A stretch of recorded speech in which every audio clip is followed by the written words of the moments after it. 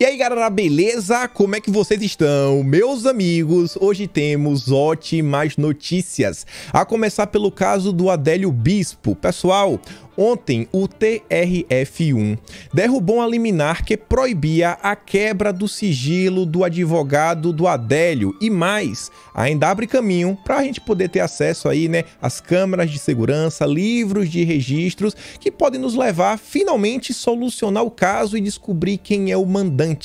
Não paramos por aí. Durante a madrugada, o governo teve uma vitória importantíssima. Eu acho assim que muita gente não consegue sequer entender o peso que isso tem.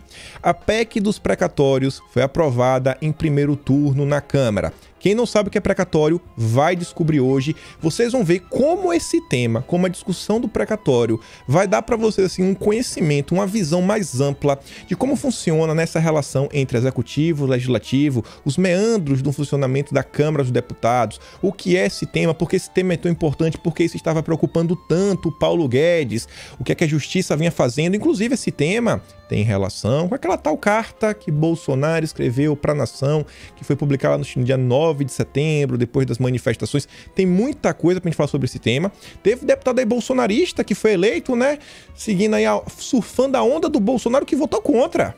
Surpreendendo muita gente também, vamos falar sobre isso. A oposição tá dando chilique, tá chamando da PEC do calote. Ontem também teve o Moro, o guarda groselha, quero mostrar para vocês. A Veja publicando fake news sobre o Alan dos Santos, algumas coisas no âmbito da educação, do Alcolumbre. Tem notícias boas também sobre 2022. Tem governador que tá querendo colar em Bolsonaro, porque parece que é melhor do que colar no Lula. E não é nenhum governador de direita, vocês vão ver quem é. E, infelizmente, tem uma notícia que não é tão boa. O ministro Luiz Felipe Salomão, do TSE, deu uma entrevista pro pessoal da Globo News. E ele falou que sim, Bolsonaro pode estar inelegível para as eleições de 2022 ou até pode vencer e depois ficar inelegível. Se tiver prova, a gente vai comentar, vai chegar lá, não quero dar nenhum spoiler. Vamos começar que tem muita coisa para falar e já vamos começar aqui sobre o caso do Adélio Bispo. A introdução foi muito longa, tem muito assunto. Gente do céu, essa notícia aqui pegou todo mundo assim, relativamente de surpresa, todo mundo ficou, acho que, muito feliz. É uma pergunta que tem 3 anos em aberto. 3 anos. Quem mandou tirar a vida de Jair Messias Bolsonaro? E o TRF1 derrubou a liminar que impedia investigação sobre a facada. Você viu, o TRF1 derrubou nesta quarta-feira restrições que impediam a retomada da investigação aberta para apurar a exigência de supostos mandantes do atentado contra Jair Bolsonaro durante a campanha eleitoral de 2018. Na sessão de julgamento, os desembargadores do TRF1 derrubaram a liminar que proibia, entre outros pontos, a quebra do sigilo bancário do advogado Zanoni Manuel de Oliveira Júnior, que atuou na defesa do Adélio Bispo de Oliveira, autor da facada contra o então candidato a presidente. Com a decisão desta quarta, também poderão ser analisadas imagens de câmeras de segurança de um hotel frequentado por Oliveira Júnior, no caso o advogado, e documentos que, em tese, poderiam trazer novos elementos ao caso, como livros caixa e comprovantes de pagamento de honorários e do telefone do advogado. Pessoal, e assim, tudo assim, são achismos nesse primeiro momento. Mas com tudo que aconteceu, no cenário que as coisas aconteceram, como tudo foi feito, esse advogado que chegou assim do nada, já tinham lá para ver o Adélio, eu custo a acreditar que o Adélio é só um cara biruta das ideias. Eu custo a acreditar que não tem mais ninguém envolvido, sabe, nesse meio, nessa confusão. Eu acho que essa pergunta que todo mundo quer saber, e eu acho que a resposta para isso pode até levar em uma completa mudança, não digo nem do cenário das eleições, mas do tabuleiro político do Brasil. Já pensou se tiver algum peixe grande envolvido nisso daqui? O escândalo que não vai ser ao redor de todo o Brasil, meu amigo. E sobre esse caso, a Frederico Assef, que é o advogado aí do presidente, ele comenta, isso aqui na revista Oeste, ele fala o seguinte, ó: a informação da reabertura do caso foi divulgada pelo advogado Frederico Assef, que detalhou o processo em entrevista coletiva. Encomendaram a morte do presidente da República, afirmou o advogado. Adélio, ele é um profissional, segundo as palavras do advogado de Bolsonaro, que foi cooptado para tirar a vida do presidente. Ele não agiu sozinho. ele não é biruta. Existem fortes indícios e robusto conjunto de provas de que a esquerda brasileira encomendou tudo. Na sessão do julgamento, os desembargadores do TRF1 derrubaram a liminar que proibia a quebra de sigilo bancário do advogado Zanoni Manuel de Oliveira Júnior. E aí fala do Frederico Wassef, não sei o que estou falando. Ó. É um caso singular, inusitado, em que Adélio Bispo não conhecia os advogados, não os contratou, não solicitou a presença nem a participação deles na defesa, observou Wassef.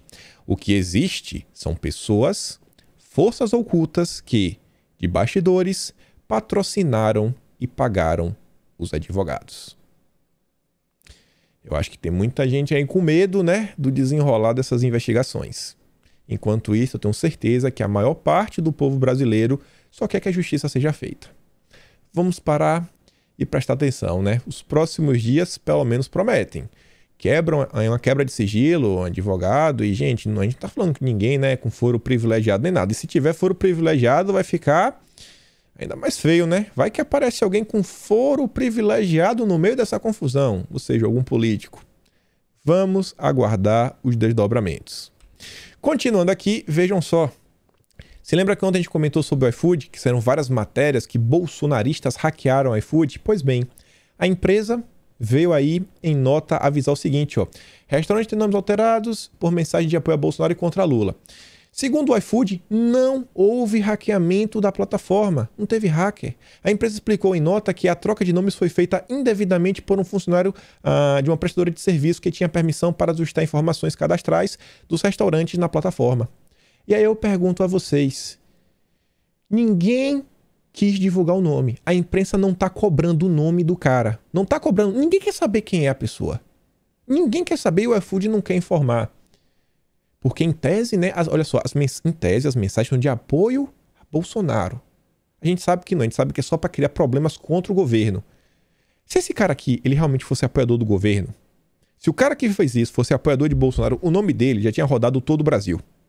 Ele já tinha perdido o emprego. Estava acontecendo a mesma coisa que aconteceu com o Maurício, porque ele fez um negócio lá que os imunizantes não funcionam. Ele fez essa afirmação. Tá aí. Se fosse um cara de esquerda, de direita, todo mundo tava sabendo o nome. Eu acho que esse cara aqui grita Lula livre. E estão tentando encobertar. Sobre essas questões aí que envolvem internet e tudo mais, vejam só o seguinte. Ontem, o pessoal do Olá Digital, um grupo de tecnologia, notícias de tecnologia, pelo menos em tese, vieram falar aí que tiveram o canal removido aqui da plataforma. Depois até recuperaram. Aí vieram falar que é injusto, que estão nos calando, liberdade de expressão e tudo mais. Porque foi com eles. Mas no dia 4 de fevereiro, quando o Terça Livre foi removido, bateram palma. Aí agora que a água bateu na canela, deles. Ai, meu Deus, eu sou injustiçado, coitado de mim. A Elisa fez aqui a montagem, ó. Todos aqueles que comemoram casos de censura e perseguição contra apoiadores do presidente e até mesmo contra o próprio presidente, acreditando que isso nunca baterá na sua porta, fica a dica. É só questão de tempo, irmão.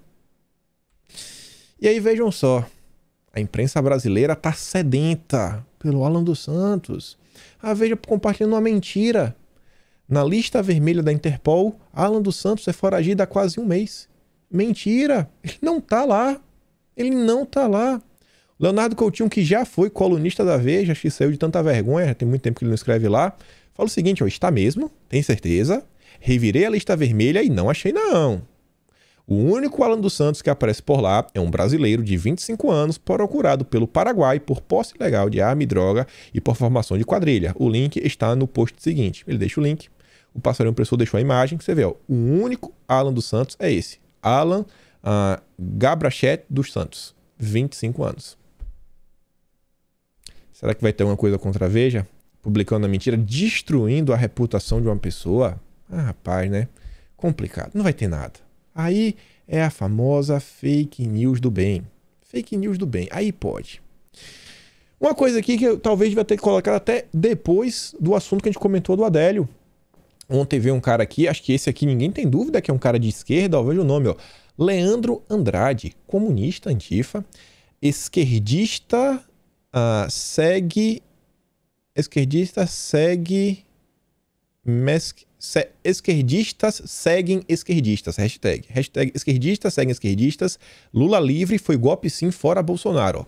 Foto de capa do PCdoB, mandando se filiar, louvando Paulo Freire, e ele fez uma postagem ontem falando o seguinte, nomes para ir pro paredão cubano depois que implementarmos o comunismo no Brasil. Quer colocar a gente no paredão? Magno Malta, Eduardo Bolsonaro, Daniel Silveira, Maurício Souza, Luciano Hang, Ricardo Salles, Mário Frias, o André Pociúncula, José Medeiros, Ernesto Araújo, Silas Malafaia, Bia Kicis, Oswaldo Eustáquio. Isso aqui é a ameaça do bem. Isso aqui também não vai ter nada. Não vai ter nada. A justiça. Isso aqui é liberdade de expressão. O André diz, é uma ameaça do bem. Não veremos discursos grandiloquentes sob ódio. Não teremos jornalistas com cara de dor de barriga nos alertando sobre o risco do autoritarismo comunista e não haverá nenhuma investigação criminal. Casos que acontecem aí, né? Nas redes sociais. Mas o problema, quem ameaça a democracia brasileira são os apoiadores de Bolsonaro, né? A share do Zap. Essas velhinhas, meu Deus do céu, viu? Essa mulher tem que dar um jeito. Estão destruindo o Brasil com o celular na mão. Piada, né, gente? E olha só, outra coisa. Nesse âmbito aí da esquerda, né? Que ninguém vai, dar escândalo por causa disso. Ainda sobre o caso do Maurício, o Demagogia do Oprimido, ele trouxe aqui uma postagem que foi uma parte da entrevista do presidente do Minas, o clube lá do Maurício. Ele fala o seguinte, vocês viram o que o presidente do Minas falou sobre a demissão do Maurício? Houve articulação junto às presidências das multinacionais que mantêm o clube na Europa. E há ainda quem não acredite na existência de uma agenda globalista. E fala o seguinte, a fala do próprio presidente, temos que ser proativos. Essas comunidades radicais, elas são ativas. Eles foram na presidência da Melita, na Alemanha, na Fiat, na Itália, e nós ficamos literalmente rendidos. Havia milhares de manifestações contra Minas, contra Maurício. Ele não foi mandado porque ele é preconceituoso. Ele não é preconceituoso. A declaração dele é pessoal dele. Ele foi mandado embora para a proteção dele e para a proteção do Minas. Foi bater na Alemanha e na Itália para perseguir o cara no Brasil. Vocês estão entendendo o nível que as coisas estão chegando? Ontem eu me deparei com isso daqui também. Salvador. Alunos do Colégio São Paulo assistindo o clipe do Pablo Vittar na aula de literatura. Vão falar que é culpa de Bolsonaro também? Aqui é culpa do governo? Aqui é culpa dos deputados? Ou será que aqui é culpa do professor que está usando a sala de aula de maneira indevida? E se o professor chegou lá é porque talvez outra pessoa não ocupou a cadeira. Onde estão os professores de literatura de direita? Ou pelo menos os bons professores de literatura, não precisa nem ser de direita, mas um bom professor. Eu tive um professor que eu tenho certeza, olhando hoje, que bolsonarista ele não é. Tinha um parceiro, tudo bem. Um professor sensacional que tive literatura. Sensacional. Jamais ele ia colocar isso daqui. Jamais. O método... Gente, pra você ter ideia, era assim, uma coisa que eu ficava de cara. Ele conseguia fazer uma sala de um monte de maluco com 15, 16 anos de idade, prestar atenção na aula de literatura sobre temas assim complexos, porque na maior parte do tempo ele oferecia alguns pontos extras para quem conseguisse trazer informações relevantes de alta cultura. Ele lia um poema na sala, se ele não botava o nome do autor, quem soubesse ganhava, sei lá, 0,25 na média. Se a pergunta era muito difícil, ele dava, sei lá, oferecia R$50 às vezes. O óculos da Lacoste que ele tinha. Tem uma vez que ele ofereceu, tinha essa chave do carro, mas quando ele fazia isso daí era coisa que ele sabia que ninguém ia acertar. Colocava lá, sei lá, um poema parnasiano do Olavo Bilac, falava assim, traduz o que é que o Olavo de Bilac realmente está tentando falar aqui. E são palavras extremamente complexas do português. Cara, não importa se você é de direita ou de esquerda, isso daqui não é assunto para de literatura. Pablo Vittar. Tá difícil. Olha isso aqui também. Ação Educativa lança edital para promover igualdade de gênero no ensino básico. Vocês já perceberam que o pessoal da esquerda, eles lançam 1001 programas para educação, mas nenhum programa é assim. Não, vamos implementar aqui uma metodologia que funciona. Nunca é uma metodologia de melhoria no ensino. Não, a gente tem aqui um método melhor para aprender matemática, aprender a norma culta. Não, é sempre assim. Não, esquece a norma culta, esquece a gramática, vamos aqui nos Paranauê, na gingada. nunca é uma ação propositiva, assim, de um método que você sabe, não, isso aqui realmente tem uma base científica, como, por exemplo, o Nadalim trabalha, para tentar trazer um ganho real para os jovens brasileiros. Nunca tem, né? Esse pessoal, eu não sei o que passa na cabeça deles. Olha isso aqui também. Só para fechar a questão do COP26, a gente começa a falar aqui só do Alcolumbre, do TSE e falar dos precatórios. Teve o COP26. Aí a Folha de São Paulo está informando que teve aí uma carta entregue a líderes mundiais que tem a proposta de 3 brasileiros. Aí você fala, pô, quem foi?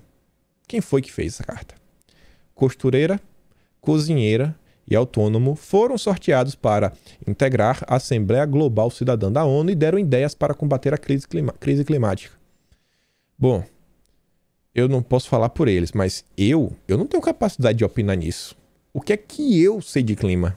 O que é que eu sei de meio ambiente a nível mundial? Clima, que inclusive é uma coisa que não é assim a previsão do tempo, é uma coisa que leva anos e anos para você tentar entender o clima daquela região, que envolve vegetação, relevo, diversos aspectos.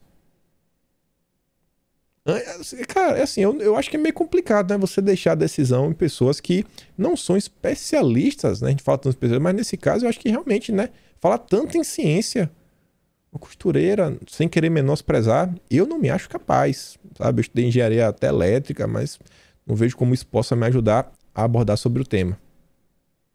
E aí eu fico meio preocupado, né? O que é que o pessoal está tentando aí? Como é que vai ser a resolução dessa questão da crise climática? Uma notícia boa também, boa, tinha esquecido isso daqui. Sabe o Carlos Gabas? Então, tá dando ruim, tá dando ruim. A CPI, lá do Rio Grande do Norte, acaba de aprovar um requerimento da autoria do próprio presidente do CELPS para que a governadora Fátima Bezerra determine a retirada do Rio Grande do Norte do contrato de programa de número 01/2020, celebrado entre o Consórcio Nordeste e o Estado do Rio Grande do Norte. Tem que sair desse consórcio. Lá, o estado do Alagoas parece que também já está saindo. Já são 2. A Anitta diz, será que conseguimos iniciar a implosão do consórcio Nordeste? Se o consórcio Nordeste acabar, foi culpa de vocês. Foi culpa de vocês. E aí um assunto que não é tão bom. TSE. Gente, o ministro Luiz Felipe Salomão, ele deu uma entrevista, falou várias coisas. A Andréa Saidla fez um resumo. Ela que entrevistou o Luiz Felipe Salomão. E ela fala o seguinte, exclusivo, lá na Globo News. O relator no TSE das ações Bolsonaro-Mourão, o ministro Salomão, fala pela primeira vez após o julgamento que arquivou a cassação da chapa, mas fixou entendimentos para 2022 como punição para quem divulgar fake news. O que a gente falou desde o princípio. Não vai caçar, mas vem coisa por aí. Salomão fala agora do futuro, de como a investigação ainda em curso, em andamento no TSE, pode impactar a candidatura de Bolsonaro em 2022. Isso se trata do tal inquérito administrativo que foi aberto por questões lá da live de Bolsonaro. Salomão explica que, a depender das provas que forem colhidas, a investigação pode levar à inelegibilidade de Bolsonaro com o indeferimento do registro de sua candidatura ou, após o registro ou eleição, com a cassação de sua candidatura ou mandato. Segundo Salomão, o inquérito pode ser convertido em inquérito judicial e, a partir daí, ter elementos para o colegiado avaliar o indeferimento de registro de candidatura.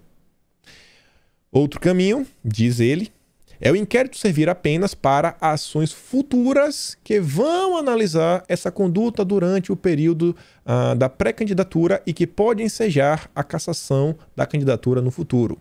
Configurando qualquer tipo de delito, pode haver cassação da chapa do eleito. É basicamente assim, Bolsonaro, se pisar torto, não é nem fora da linha, se pisar torto, se não pisar com firmeza, vai rodar. Essa coisa de dizer como o tribunal vai cassar 70 milhões de votos. Vai cassar porque, se houver alguma comprovação de abuso de poder político, abuso de poder econômico, uso indevido de meios de comunicação, tradução, redes sociais, vai cassar porque a lei diz isso. Resumindo, o TSE arquivou a cassação sobre o que ocorreu em 2018, mas tem a investigação em aberto de olho em 2022. TSE e seus recados para 2022, fechando em diferentes frentes o cerco a Bolsonaro para coibir mentiras e ataques do presidente ao sistema democrático eleitoral. Tradução, não fala das urnas. Salomão também fala sobre quais elementos faltaram, na sua visão, para vincular a chamada gravidade dos disparos em massa à campanha de 2018. Eu sou o tema na íntegra, quem quiser ver na íntegra, vê lá na entrevista. Mas acho que o principal foi isso daqui. O que eu acho disso aqui é o seguinte, o outro foi sensacional, que para eles foi muito bom, tiraram lá o problema, ninguém vai ficar falando que o inquérito está lá aberto, que ninguém julga, já tem 3 anos, está julgado, não foi cassado, colocaram todas as teses que eles queriam para 2022, todas as teses, está lá bonitinha, para quando começar ninguém falar, e criou a regra de agora, já criaram as regras, e se queria alguma coisa para meio que conter Bolsonaro, como ela está falando, tem esse inquérito. E eu não acho que esse inquérito... Eu acho que pelo menos até as eleições não resolve esse inquérito. Pelo que a Andréa Sade tá falando aí, eu acho que colher prova e tudo mais, tentar aí coibir, né, qualquer roubo autoritário de Bolsonaro, eu acho que esse inquérito não termina até 2022. Vai ficar aberto aí para quem quiser cair para dentro, quem quiser ir se aventurar. O inquérito já tá aberto. Não só Bolsonaro. Se lembra que tá apurando aí o ministro, uso da TV Brasil... Para pegar o Felipe Barros e jogar no meio tá fácil também. Algum deputado que brincar o espertinho tem que ficar de olho. No âmbito aqui da justiça, mas não falando da justiça em si, mas da nomeação para o STF, o Alcolumbre continua resistindo a pautar a sabatina de Mendonça ao STF, apesar de mutirão de Pacheco. O Pacheco aí decidiu fazer um mutirão de nomeações, sabe? Pautar todas as nomeações lá no Senado, para passar tudo, TCU, ST, o que tiver. Cara, vamos botar, vamos passar, embaixador, para tentar. O Alcolumbre falou que não vai não. Não, Mendonça não vou não. Segundo o Alcolumbre ainda, ele acha que a pressão sobre as rachadinhas já desapareceu e ninguém mais lembra. Saiu aí os aliados do Alcolumbre falando. Tá lá, ó. Interlocutores do senador dizem que não há acordo para destravar a análise da indicação do Mendonça e que o Rodrigo Pacheco assegurou a prerrogativa dos presidentes da comissão para definir as pautas no esforço coletivo de sabatinas. Não vai não. O Alcolumbre está, assim, irredutível. Pelo menos o TCU, o procurador, pediu investigação da rachadinha do Alcolumbre. Vamos ver aí, né? Vamos ver se o Alcolumbre realmente fez alguma coisa errada ou não. O Lucas Rocha Furtado diz que caso pode significar enriquecimento ilícito e desvio de finalidade pública. Pois bem. E aí agora vamos chegar no tema que eu acho que é a coisa mais importante. Vai ter tempo aqui para comentar, acho que ele todo, olhando aqui. Precatórios. Vocês sabem o que é precatório, gente? Quem não sabe, peguei aqui um recorte de uma matéria do UOL para explicar. Muito se discutiu, muito tá falando, o governo vai dar um calote, é a PEC do calote. As mesmas pessoas que inventaram a narrativa da PEC da vingança, agora inventam a narrativa da PEC do calote. Sempre o pessoal aí, né? MBL, essa pessoa assim, antagonista. Tem gente falando que o governo também, né? Abandonou qualquer vergonha na cara e tá aí fazendo uma medida puramente eleitoreira. Quer lançar aí um auxíliozinho só para se eleger em 2022. Será que é isso mesmo? E vocês sabem que normalmente, né, eu não falo só da garganta para fora, eu faço questão de trazer a própria grande imprensa, porque aí fica meio difícil, né, de falar que a grande imprensa tá do lado de Bolsonaro. Então vamos acompanhar algumas coisas, olhar, fazer algumas análises, tem muita coisa para discutir sobre esse tema. E vamos começar aqui, né? O que são os precatórios? O que é esse tal, esse nome assim meio complicado, incomum no nosso dia a dia? Segundo aqui a própria matéria do UOL, os precatórios são pagamentos que a Justiça manda o poder público, no caso a União, estados ou municípios, fazer. Quando alguém entra na Justiça contra o governo federal, estadual ou municipal por algum motivo, essa ação vai sendo julgada até chegar à última instância em um processo que pode levar anos. E aí, quando já tiver transitada e julgada, terminar tudo e não tiver mais como recorrer, isso vira um precatório e aí o governo tem que pagar. Com isso, o valor que a Justiça manda o governo pagar vira um precatório. Os gestores públicos precisam prever dinheiro no orçamento todo ano para quitar essas dívidas. Em 2022, o governo federal terá de pagar cerca de 90 bilhões em precatórios, um salto em relação aos 54 bilhões em 2021. Tá, beleza. Vocês estão vendo aqui a primeira informação. Antes dessa PEC, o governo teria que pagar 90 bilhões. Esse ano, 2021, só pagou 54%. Pô, aumentou bastante, né? Aumentou mais de 50%. Tá, beleza. Mas será que o governo não sabia disso? Será que o governo não poderia se precaver? Será que faltou gestão da economia? O que está por trás do governo? O governo foi pego de surpresa. O que está acontecendo? Vamos chegar lá em partes, devagar e sempre. Vamos aqui tentar, da forma mais didática possível, pontuar algumas coisas. Eu acho que ninguém tem dúvidas que o Vitor Hugo, que é líder do PSL, né, que está aí à frente, é um apoiador ferrenho do presidente, diz, ó, aprovada deve ser, né, o texto principal da PEC dos precatórios em primeiro turno. Grande dia. Vitória. Eu acho que ninguém tem dúvida também que a Carla Zambelli é uma ferrenha apoiadora do governo e ela diz, ó, vitória. Aprovada na Câmara com 312 votos, a PEC 23/2021 dos precatórios. A medida é essencial para que o governo Jair Bolsonaro viabilize o Auxílio Brasil e ampare as famílias que estão passando necessidades pelo efeito da pandemia. Não é só por isso não é só por isso não. Isso daí é só uma pequena coisa da PEC dos precatórios. É muito maior a questão, muito maior. A gente vai chegar lá. Eu também não tenho dúvida nenhuma de que a Bia Kicis é uma apoiadora ferrenha do presidente Jair Bolsonaro. Ela diz, ó, às 2 da manhã estamos saindo do plenário após aprovarmos a PEC dos precatórios. Sem calote, sem furar-teto, essa PEC abre um espaço de 90 bilhões no orçamento para que o governo possa pagar o Auxílio Brasil, socorrer empresas, manter e ainda criar novos empregos. Você vê, ó, a Bia já está mais descolada do que a Carla Zambelli. A Carla Zambelli colocou assim em um foco. Também não está errado. Mas a B já mostra, ó, o negócio é mais amplo. Não só é o Auxílio Brasil, cara pálida. E vejam só. Aqui está o quadro, como foi ontem.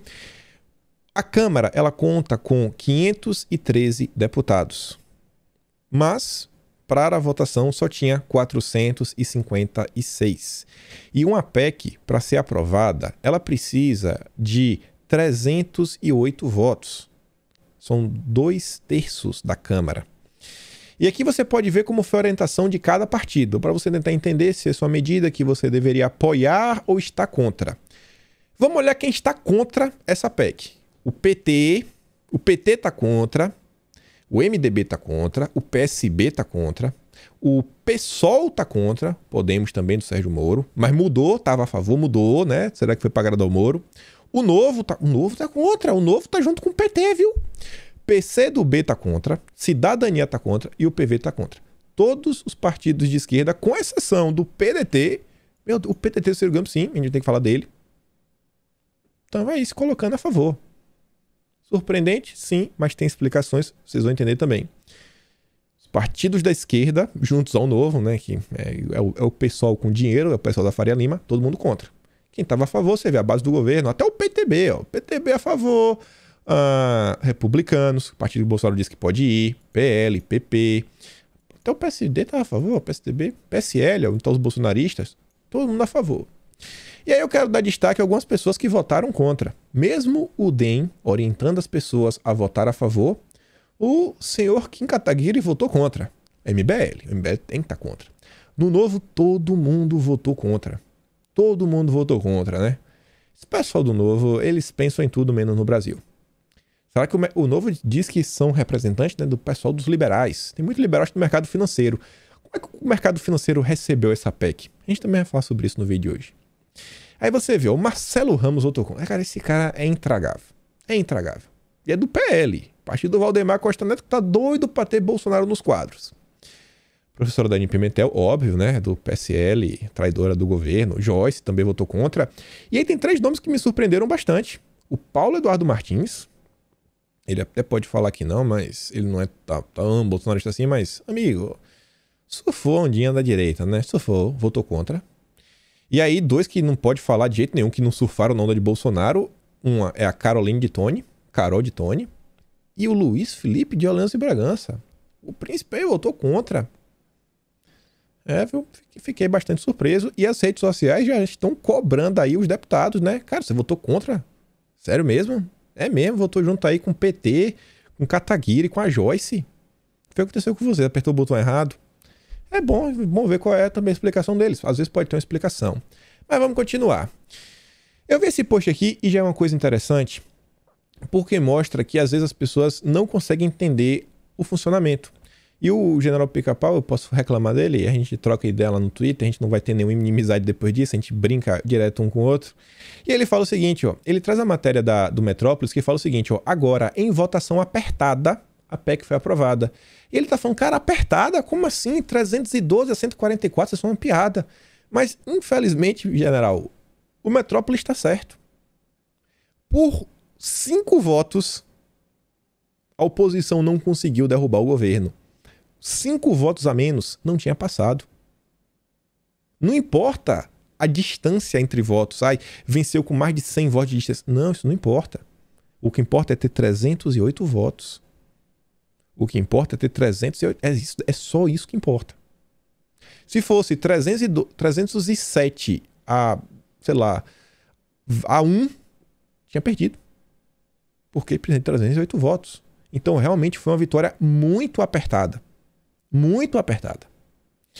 E aí você vê aqui, ó, o William de Luca, um cara da esquerda, tá revoltado, falando, ó, outro partido que poderia ter decretado a derrota da PEC era o Podemos, do recém-filiado Sérgio Moro. Contrariando, porém, a posição do seu presidenciável, o partido deu 5 dos 9 votos que tem na Câmara para o governo de Jair Bolsonaro. Imagina, porque o Podemos ia votar sim, mudou. Se não fosse 5 votos, imagina se eles tivessem deixado de votar os 5. Ia perder, ia ficar com 300, ia ficar faltando um voto. Aí eu só relembro, né? Paulo Eduardo Martins, Carol de Tone e Luiz Felipe de Orleans Bragança. O que é que vocês estão na cabeça? Espero que realmente tenha uma razão por trás de tudo isso. Essa questão do precatórios é muito maior do que apenas o Auxílio Brasil e a gente chega lá. Aí você vê aqui, ó, tem muita gente falando que essa PEC é a PEC do calote. Que vai dar calote. Eu acho que as pessoas não sabem o que é calote. Fiz até questão de trazer aqui o dicionário. Vou aqui ver na expressão, ó, dar calote. Faltar com o pagamento de uma dívida. Assumir a dívida sem intenção de saldá-la. Passar calote. Mais gente querendo ganhar dinheiro sem fazer nada, mais gente querendo passar o calote, mais aporrinhação. O governo não contraiu uma dívida. Então não tem como ser calote. O governo também não está tentando não pagar. Essa PEC é para meio que parcelar. Fazer uma rolagem dos pagamentos. Paga um pouco ano que vem, paga mais um tanto em 2023 e paga o final em 2024. Basicamente isso. Simples assim. Então não tem nenhum calote. É um nome aqui muito bonitinho, só para gerar emoção em militante que não entende de nada e chorar nas redes sociais. Mas vamos continuar. Fiz questão de trazer isso daqui, porque isso daqui mostra, inclusive, algumas movimentações que estamos tendo no âmbito das eleições. Realmente o pessoal tá doido para colocar Bolsonaro nos partidos. A gente vê aí que o PL e o PP, assim, estão, ó, com as garras em cima do prédio, assim, ó, venha para o meu partido, Bolsonaro, venha, eu lhe quero, eu quero você, Bolsonaro. Aí o Valdemar da Costa Neto, segundo aqui o próprio bastidor, ó, trabalha a favor da PEC dos precatórios, entrou em campo para ajudar, e nem é político. Ele não é deputado, não é nada, ele só é dono do partido. A articulação política do governo, que tem raposas velhas como Ciro Nogueira, Arthur Lira e Ricardo Barros, ganhou neste fim de semana, feriado e quarta-feira, 3 de novembro, um reforço, o dono do PL, o Valdemar Costa Neto. Ao PL é filiada a ministra, lá da Segóvia, Flávia Arruda, também integrante da articulação do governo, mas não é por ela, para a aprovação da PEC dos precatórios, entrou no esforço concentrado Valdemar Costa Neto. Ele tem 2 interesses. Por que o Valdemar entrou? Primeiro, demonstrar dedicação e fidelidade do partido a Bolsonaro, a quem tem cortejado e principalmente está de olho nos recursos das emendas do relator. Segundo, na melhor das hipóteses, ele quer dinheiro para que seus parlamentares levem benfeitorias para suas bases e consigam votos. O dono do PL ligou ao longo dos últimos dias para os deputados do partido, são 43 no total, e ao todo pediu diretamente para que venham a Brasília e votem a favor da medida. Cara, vem para Brasília e vota a favor. Vota a favor. Para mostrar para o Bolsonaro que ele pode vir para o PL, que a gente vai fechar com ele e tudo mais, e para a gente ter esse acesso às emendas. Tá falando aí que votaram para ter acesso à emenda. A gente vai falar disso logo menos. Dos 43... 42 estavam presentes e só 2 que votaram contra. Fernando Rodolfo e o miserável, esse cara é intragável, o Marcelo Ramos. Olha o empenho do Valdemar Costa Neto para ter Bolsonaro no partido dele. Será que o passe do presidente está valorizado? Está um pouquinho valorizado, né? Um dia depois do feriado, já terça-feira, quem sabe os políticos não podiam emendar. Só mais dois. Se ele emendasse quarta e quinta, fechava mais de uma semana. Podia fazer uma viagem com a família, né? E o Valdemar colocou pra galera aparecer em Brasília. Aí você vê aqui também, né? O PP também não foi pra trás. O Lira também entrou em campo pra garantir que, cara, peraí. O Valdemar tá trabalhando também, eu tenho que trabalhar, porque a gente também quer Bolsonaro no partido. Lira admite que PEC dos precatórios pode ser derrotada na Câmara e governo precisará de plano B. Não foi fácil de aprovar, foi 312. E, gente, primeiro, a oposição entrou aí com o famoso kit obstrução para tentar derrubar essa PEC. Só que aí foram derrotados. E isso daí o pessoal ficou temeroso. Por quê? No primeiro teste, o número de votos ficou por um fio. A Câmara rejeitou o requerimento da oposição para a retirada do texto da pauta, mas por 307 a 148. Apesar da derrota, a oposição comemorou, já que o placar indicava que o governo terá dificuldade para aprovar a PEC. São necessários pelo menos 308 votos em 2 turnos de votação. Só foi o primeiro ainda.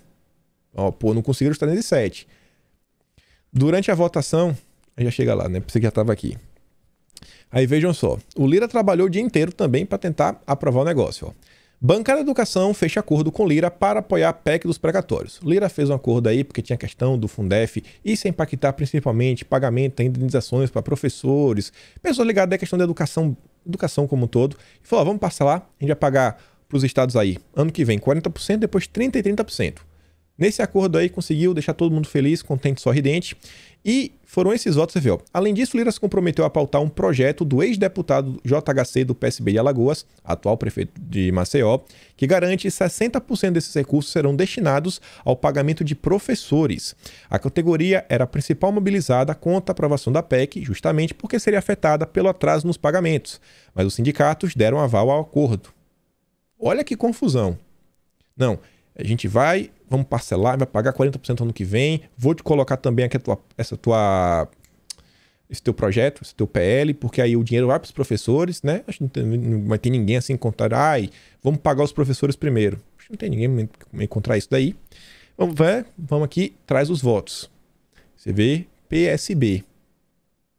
O governo teve votos do PSB, a esquerda ficou com raiva. E também do PDT. Câmara aprova a PEC dos precatórios em primeiro turno com margem de apenas 4 votos. Lira, no entanto, angariou votos da oposição que tinha como meta priorizar o pagamento dos precatórios que a União deve aos estados em decorrência das ações judiciais envolvendo o Fundef, antigo Fundo de Educação Básica. Pelo acordo, em vez de entrar na fila das dívidas judiciais, elas passam ao começo da fila e serão pagos de forma parcelada, 40%, 30% e 30%. O acerto foi antecipado pelo Estadão. Com essa concessão, ganhou apoio de 15 parlamentares do PDT, partido de oposição ao governo Jair Bolsonaro. E outra coisa, por quê? Porque, na sua vez, o governo, conseguiu passar uma PEC que a oposição votou a favor. Pensa no seguinte, como é que a esquerda, com o deputado, vai chegar em sua base e falar, eu votei contra aumentar a Bolsa Família? Tipo isso. Vai surgir essa narrativa. Já está surgindo. E aí a gente conversa daqui, conversa de lá, chegou no meio termo, todo mundo ficou feliz. Então você vê, o Lira trabalhou ativamente e não parou por aí. O pessoal tá chorando, virou passeio. Para executar o furo no teto de gastos, Lira fura regimento interno da Câmara. Lira não vai furar o teto de gastos. O governo não vai furar. Mas Lira aí, né? O Lira deu uma modificada mesmo aí no regimento interno. O que foi que ele fez? Arthur Lira muda ato da mesa de dia anterior para permitir que deputados em missão oficial possam votar. A ideia é garantir os votos dos governistas que estão na comitiva Carla Zambelli da COP26. A Carla Zambelli, os deputados que não iam estar em campo, cara, vai poder votar de forma remota. O Lira mexendo, o pessoal ficou chateado. Deputados falam em casuísmo e tapetão de Lira depois de ato que permite votação à distância. Gente, eu não sei se isso realmente foi no tapetão, se o Lira fez algo errado. Se ele fez algo errado, na boa, eu sou contra, porque se hoje algo errado está sendo usado para passar uma coisa no governo, depois pode ser utilizado para passar alguma coisa contra o governo. Então tem que ser meio que o certo pelo certo nesse momento. Não sei, tem que olhar. Isso aí eu não consegui descobrir esse final, não entendo profundamente de regimento interno na Câmara, mas só quero dar destaque que olha quem ficou com raiva disso. Beleza, assim, ó. É só uma votação à distância. Muda o quê? Só porque a pessoa não tá presente. Mas, cara, a pessoa tá votando. A pessoa não pode votar só porque não tá presente. Eu acho que acaba meio que sendo uma questão meio simples. Não entendo como isso poderia ser um grande problema. Ah, só porque a pessoa não tá na Câmara, não pode votar. Não me parece um dos maiores do problema. Não parece, o tapetão. E ainda mais quando eu vejo que foi Kim Kataguiri, eu não trouxe aqui mais no Kataguiri, o Marcelo Freixo chorando, e a Perpétua Almeida do PCdoB. MBL, PCdoB e PSOL chorando. Então não me parece que foi a pior das movimentações, né? Talvez seja só a narrativa da imprensa. O Lira, ainda a imprensa fala surtado. Ó. Enquanto preside a sessão, que vai votar a PEC dos precatórios, o Lira se articula freneticamente no celular. Temendo não ter votos suficientes para aprovar a matéria, ele dialoga com aliados. O Metrópolis também diz, ninguém dorme em Brasília. Durante discursos de deputados antes da votação da PEC dos precatórios, Arthur Lira chama atenção por não sair do telefone. Falou, bicho, discursa, vai discursando, ganha tempo, vou ligar pra galera, tem que trazer voto. Tem que trazer voto. Olha o esforço do Lira. Isso porque ao longo dele ele falou, não tem um compromisso com o resultado. Tem não, né? Todo mundo quer Bolsonaro no partido. Essa movimentação aqui do Lira é a mesma movimentação que o Valdemar da Costa Neto fez. Não é porque ele é bonzinho, não é porque ele está preocupado com o Brasil, é porque ele quer Bolsonaro no PP. E o Valdemar Costa Neto quer Bolsonaro no PL. E Lira, ainda pro final, ainda fala o seguinte, culpa a omissão do Senado sobre a reforma do imposto de renda por PEC dos precatórios. Para ele, não existiria tamanha pressão política sobre a PEC 23/2021 se o Senado tivesse feito sua parte e aprovado o PL da reforma do imposto de renda. E você vê, uma fala aí que está dentro dessa matéria. Não precisa da PEC para aprovar o auxílio. Faz uma medida provisória de crédito extraordinário e nós votaremos a favor e vai ter dinheiro. Ponto. Calma. Quem fala isso aqui é o Alessandro Molon, do PSB. Isso era o plano B do governo.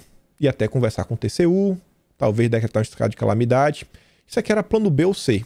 O plano A é esse. Por que o plano A? O governo não sabe gerir o dinheiro? Por que não quer pagar?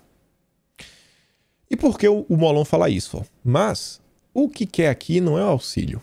O que eles estão querendo é aprovar a PEC para sobrar dinheiro para o governo, para uma série de outras coisas, e também, dentre elas, sobrar 20 bilhões para o orçamento secreto. O orçamento secreto é a mesma coisa que PEC da vingança, PEC do calote. É um nome feio para falar de emendas. Sabe as emendas parlamentares? É só isso. O Alessandro Molon está indignado por causa das emendas.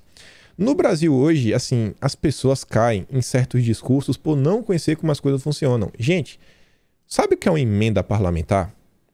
Não é que o presidente vai dar assim, toma 1 milhão, deputado. Eu vou te dar 1 milhão para você comprar um carro novo, uma casa nova. Não. Não. As emendas parlamentares são o seguinte. O Brasil tem várias demandas em todos os estados, em várias cidades. Os deputados, eles podem pegar algumas demandas dessas e direcionar verbas para solucionar.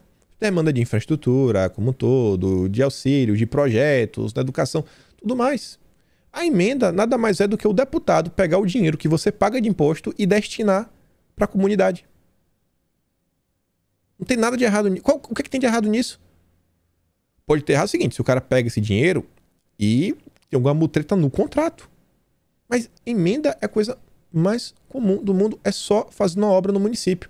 Só que a raiva desse pessoal é o seguinte, porque aí tem essas emendas, aí os deputados ano que vem, sei lá, fazem obras, né, fazem várias coisas para melhorar a vida da população e a população acaba votando nesses deputados. Vota, quem sabe, no governo Bolsonaro.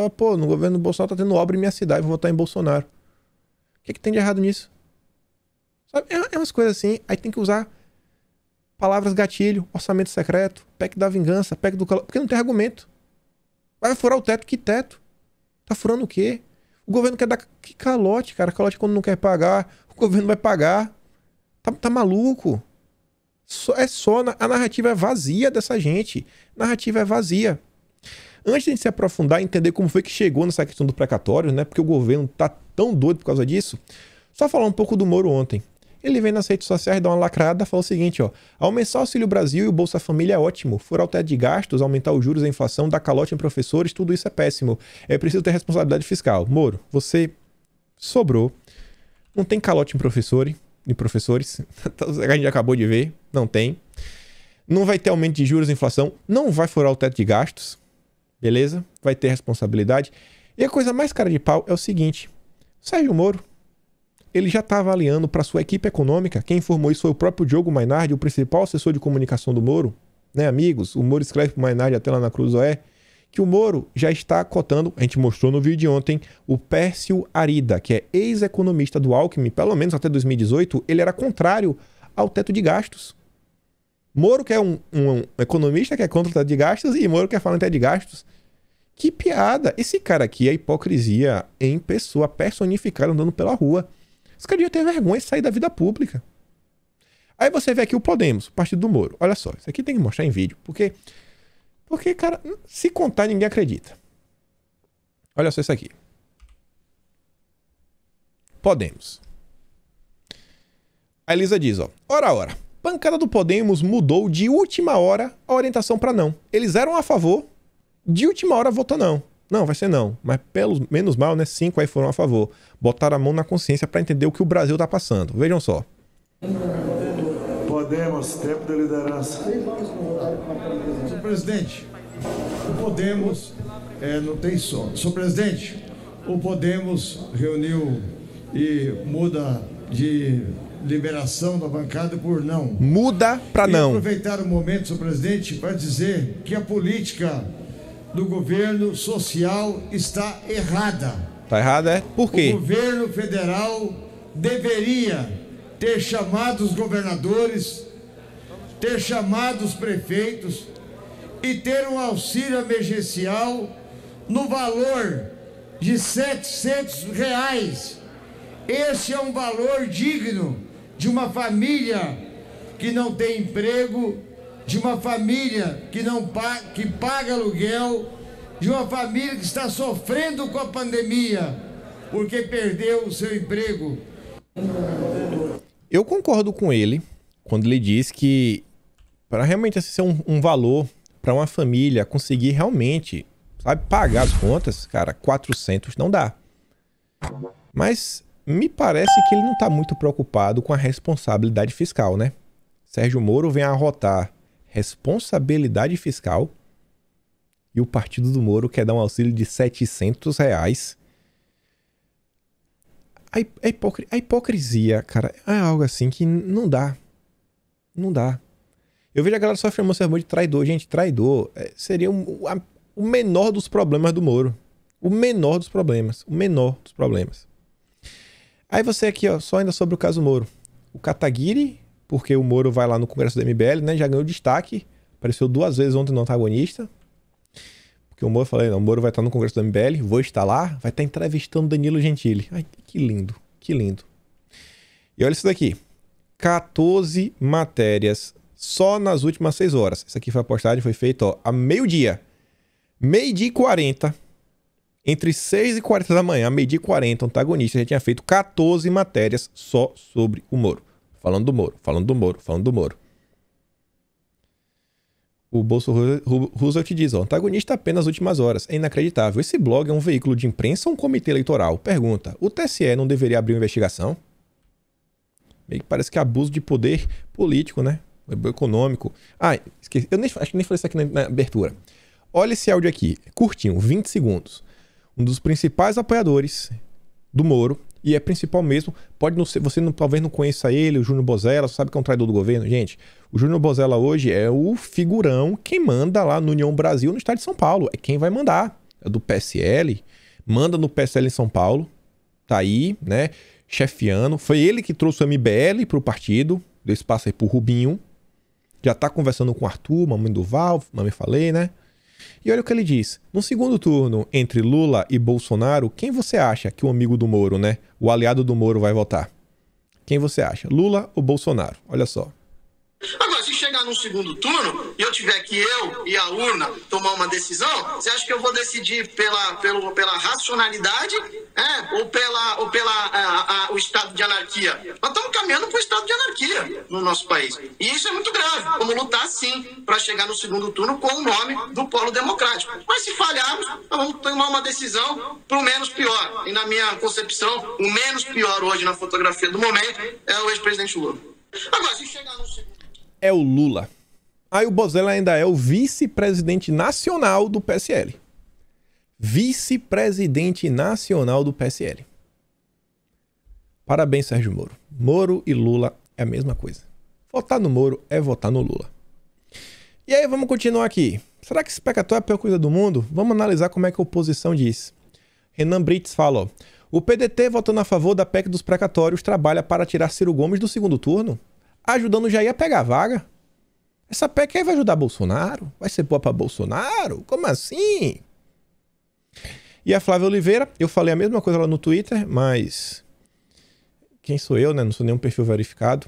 Mas conheço algumas pessoas do mercado financeiro, conversei com eles, eu ouvi literalmente a mesma coisa. Óbvio, comendo choro, né? Que ela tá chorando. Ó, mão na cara, com raiva, ó. Recebo informe dizendo que os mercados devem se acalmar com a aprovação da PEC dos precatórios. Vão se acalmar com 90 bilhões em calote de dívidas, mais emendas secretas, mais política social de curta duração, mais centrando no leme do orçamento. Vocês vão se acalmar? Como assim? Meu Deus, que absurdo! Que absurdo! Como é que o mercado financeiro pode aceitar isso? 90 bilhões de... Quem vai dar calote, minha filha? O governo vai pagar pelo menos 40 bilhões ano que vem. Que calote de 90... Onde é que tirou esse número? Vocês estão vendo o choro da imprensa. O choro da imprensa. E aí vamos tentar entender, né? Por que o governo está tão preocupado na questão do precatório? Faltou gestão? A gente não fez essa pergunta lá atrás? E vejam como é um assunto complexo. Que vê, né? Esse pessoal que fica no dia a dia, que só quer gritar, arrotar virtudes, apontar o dedo na cara, falar que Bolsonaro é um burro, frouxo, covarde. Cara, será que o pessoal para tentar analisar o que está acontecendo no país? Vejam só. Como é que surge essa questão dos precatórios? O governo não sabia, sabe? Ou foi má gestão? Matéria do Globo. Alguém aqui vai falar que o Globo tá apoiando o governo? Alguém aqui vai falar? Acho que não, né? Acho que não. Derrotas do governo na justiça ameaçam o novo Bolsa Família. Opa, peraí. Essa matéria é de 30 de julho. 30 de julho, o Globo já sabia que o governo queria um Bolsa Família. Opa, então peraí. Então, então quer dizer que o governo não criou um Bolsa Família do agora, né? Pô, tá ruim, vamos criar agora. Parece que essa história de um novo Bolsa Família já vem desde o final do ano passado, né? Beleza. A matéria não fala isso, mas isso aconteceu. Derrotas do governo na justiça. Pera, o governo perdeu na justiça? O que foi que aconteceu? A gente sabe que o precatório é a questão que vai à justiça, né? Quando termina julgado transitado, tem que pagar. E o Globo informa isso no final de julho. Decisões da justiça, especialmente do STF, que obrigam o governo a pagar quantias elevadas a empresas e principalmente a estados e municípios, comprometem o orçamento de 2022 e já ameaçam o lançamento do programa social que irá substituir o Bolsa Família. O assunto virou um foco central de preocupação dentro do Ministério da Economia e foi classificado pelo Paulo Guedes como um meteoro que vai atingir as contas públicas do país. Caiu como um meteoro na canetada da justiça. Ninguém avisou para o governo que teria os precatórios para pagar. No meio do caminho tinha um buraco. Toma canetada. Matéria do Poder 360, do mesmo período. Ó. Governo terá de pagar 89 bilhões de dívidas judiciais em 2022. Equivalem a 75% das despesas não obrigatórias. Olha só. O Ministério da Economia foi informado pelo Poder Judiciário, amigão, no dia 20 de julho, sobre o valor total dos precatórios que terá obrigatoriamente de constar no orçamento de 2022 e ser pago ao longo do ano. 89 bilhões. O ministro Paulo Guedes classifica esse rombo como um meteoro que vai atingir as contas públicas do país. Essa cifra é recorde para pagamentos de dívidas judiciais pela União. O montante corresponde a basicamente 75% das despesas não obrigatórias de 2021, fixadas em 119,3 bilhões e que não tendem a ser muito diferentes no ano que vem. Tradução é o seguinte, ó. O orçamento do governo para o ano que vem seria de 119 bilhões. Esse orçamento é o quê? Pô, a gente quer fazer um programa novo, a gente quer fazer isso, a gente quer fazer aquilo outro. Sabe essas coisas que o governo inventa de fazer do nada? Pô, vamos fazer aqui umas obras pro Tarcísio. Tarcísio, toma aqui esse dinheiro, vai lá e toca o pau.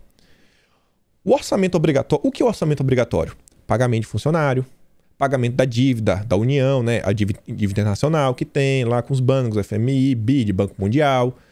Complementos assim, são trilhão. Essas daí são na casa de trilhão. O José Maria Trindade ontem, o José Maria Trindade, que nem apoiador do governo, falou isso lá também no Jovem Pan, no Pingo nos Is. Então, o governo teria 75% do orçamento totalmente comprometido. O governo entra no seguinte com 25% do orçamento. Não dá pra fazer nada. Não dá pra fazer literalmente nada. Vocês, que principalmente os que assistem os vídeos de forma recorrente, o que a gente comentou nos últimos dias? O próprio Lula falou, pô, eu vou voltar aí pro governo, cara, eu quero poder ter uma bancada, ter uma maioria, pra poder botar coisa no trilho, eu quero poder voltar ao orçamento, porque do jeito que tá complicado. O Murilo de Aragão, lá da Arco Advice, principal analista do país, né, dessas empresas que você contrata aí por consultoria, falou, pô, tá difícil, o governo não tem mais o poder das MPs, né, desculpa, das emendas, pra tentar negociar. Não ia ter nenhum orçamento, nenhum. Aqui tem um gráfico, ó. Aqui seria mais ou menos o valor você paga coisa, mas você vê aqui, ó. Se fosse seguir na linha, assim, uma crescente, no máximo, sei lá, eu diria que é assim, né? Olha o salto. Olha quanto se pagava em 2010, 2015. Olha como veio crescendo em 2020, 2020, 2021, mesmo padrão. Olha o salto. Será que isso daqui caiu no colo do governo? E aí, quando teve lá o dia 9, a carta de Bolsonaro, a gente comentou, entre as possíveis preocupações que o governo tinha, estava tentando resolver, o que constava lá que a gente comentou? A questão dos precatórios. Ia tirar todo o orçamento, o governo não tem como fazer nada no que vem. Ia basicamente começar o ano só pagando conta. Bolsonaro, pô, tá precisando de... Não tem dinheiro não, mano. Não tem dinheiro não. Pô, mas pareceu que é uma emergência, a Amazônia tá pegando fogo. Pô, mano, não tem dinheiro não. Tá sem orçamento nenhum. Tá sem orçamento nenhum. E teve gente aí contrária à PEC dos precatórios, que só vai parcelar. Ficou, acho que claro o que tá acontecendo. Acho que tá bem claro, né? Bem desenhado. 30 de julho, ó. 30 de julho. Governo quer mudanças para conter meteoro de até 90 bilhões. Aí falava, ó, a elevação nos gastos precatórios, que é como precatório, cara. Pô, assim, ninguém esperava. Sabe, um valor bem maior do que os 54,75 bilhões deste ano. Na mesma entrevista, o Guedes disse que o governo precisa disparar um míssil para impedir que o meteoro acerte a Terra. Tem que fazer alguma coisa. Neste caso, as finanças da União. O pagamento dos precatórios fica sob o guarda-chuva do teto de gastos, a regra que limita o avanço das despesas à inflação. E o governo já tem outras pretensões para o espaço disponível, como a reformulação do Bolsa Família. Toda a imprensa já sabia de tudo que estava rolando. E do dia para noite vem com o PEC do calote, que isso, que aquilo outro. Olha isso daqui. Pra gente já fechar o vídeo, acho que tem mais uma coisinha ou outra, ó. Centrão celebra a vitória. Hoje a esquerda realmente ficou nua. Hoje a esquerda realmente ficou nua, ficou totalmente contraditória. Como é que a esquerda pode votar contra o Auxílio Brasil, que está dobrando o valor do Bolsa Família? Como é que o deputado do PT vai chegar em sua base e vai olhar para o seu eleitor e dizer, eu votei contra os R$400? Gente, a gente está na mão de mais uma pauta que a gente podia surfar nas redes sociais, sabe? É algo que o governo pode celebrar para a população ver, cara, olha... Sabe, o governo trabalhando pelos mais pobres, pelos miseráveis, porque não tem nem tá tendo dinheiro para comer, não é para pagar a conta não, é para comer, não é para comprar um tênis novo, é para comer, sobreviver. E tem gente brigando, o governo tá dando um calote, o governo tá dando um calote. O que tem gente na direita que caiu no papo do calote, não é brincadeira. Não vai dar tempo de falar as coisas ligadas à eleição, eu prefiro falar de tudo junto, porque não só tem essa matéria para falar de Bolsonaro, tem a matéria também do governador e tudo mais. Mas acho que agora vocês conseguiram entender o que é esse tal de precatórios, por que isso era um problema. O governo ia começar o ano que vem com as mãos completamente amarradas, não tinha dinheiro para nada. 75% do orçamento já está comprometido. O governo entrou o ano com apenas 25% do orçamento. Por quê? Porque a justiça, na canetada, falou tem que pagar no que vem.